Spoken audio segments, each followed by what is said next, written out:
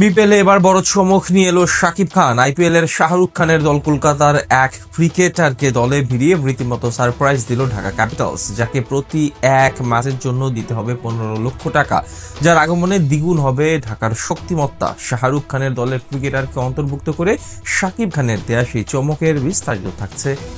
2026 BPL এ সবচেয়ে বেশি নজর থাকবে কোন দলের ওপর? এমন প্রশ্নের সবচেয়ে সহজ উত্তর হতে পারে ঢাকা ক্যাপিটালস, যার মূলে আছেন দলটির কর্ণধার ও বাংলার চলচ্চিত্র মহলের সবচেয়ে বড় সুপারস্টার শাকিব খান। অনেকটা আইপিএল এর কলকাতা নাইট রাইডার্সকে নিয়ে যেমন বড় স্বপ্ন দেখিয়েছেন শাহরুখ খান, ঠিক তেমনি ঢাকা ক্যাপিটালস নিয়েও তার আছে বড় পরিকল্পনা। আর তাই তো এবার শাহরুখের কেকেআর এর হয়ে খেলা এক নাম করা বিশ্বকাপ জয়ী ওপেনারকে দলে ভিড়িয়ে রীতিমতো চমকে দিল বিপিএল এর ফ্র্যাঞ্চাইজিটি। 2025 বিপিএল এ প্রথমবারের মতো দেশের ক্রিকেটের সবচেয়ে জাঁকজমকপূর্ণ টুর্নামেন্টে নাম লেখান শাকিব খান। অভিষেক আসরে প্রতিনিধিত্ব করেন রাজধানী ঢাকা থেকে। সেই সিজনে ভক্তদের আগ্রহের তুঙ্গে ছিল তারা। টুর্নামেন্টে হেভিওয়েটের কয়েকটি নাম থাকলেও টিম বন্ডিং ভালো না থাকায় যেতে পারেনি নক আউট পর্ব পর্যন্ত। তাই সেই ভুল থেকে শিক্ষা নিয়ে 2026 বিপিএল এ ঘুরে দাঁড়াতে চায় ক্যাপিটালস ফ্র্যাঞ্চাইজি, যার জন্য কলকাতা নাইট রাইডার্সের হয়ে আইপিএল মাতানো এবং 2019 বিশ্বকাপ জয়ী ওপেনার জেসন রয়কে দলে অন্তর্ভুক্ত করলো তারা, যাকে ম্যাচ প্রতি দিতে হবে 12,000 মার্কিন ডলার বা প্রায় 15 লক্ষ টাকা। 2025 বিপিএল এ ঢাকার হয়ে কেবল 2টি ম্যাচ খেলে গিয়েছিলেন রয়, তবে এবার আসরে আরো বেশি সময়ের জন্য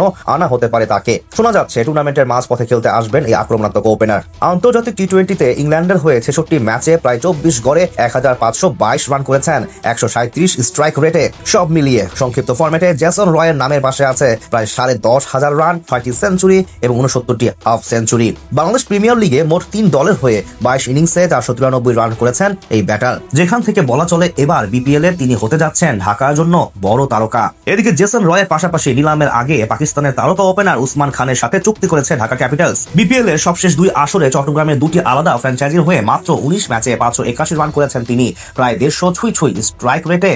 এছাড়া পাকিস্তান সুপার লিগে মাত্র 25 ম্যাচেই 44 গড়ে 960 রান করেছেন প্রায় 155 স্ট্রাইক রেটে। এই 2 মারকুটে ব্যাটারের সঙ্গে ঢাকার ডেরায় দেশি ক্রিকেটার হিসেবে আছেন সাইফ হাসানের মতো তারকা ক্রিকেটার, যিনি কিনা ব্যাট হাতে সম্প্রতি দারুণ ফর্মে রয়েছেন। তার সঙ্গে আরো আছে গত বিপিএল এর সেরা বোলার তাসকিন আহমেদ।